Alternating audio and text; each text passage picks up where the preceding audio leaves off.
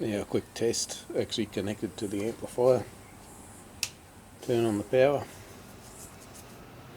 See the little wanky splash screen.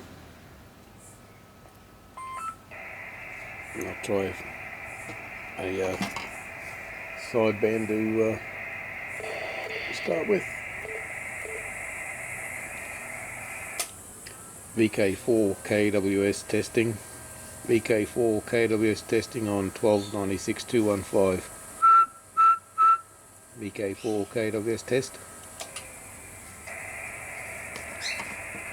Now if we go back to digital mode and try some Q65.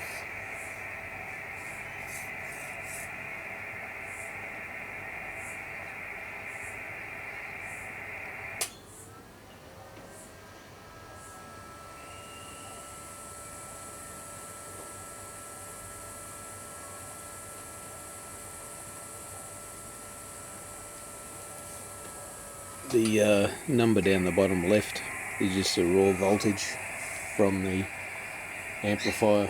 I'll eventually delete that, but yeah, it seems to work.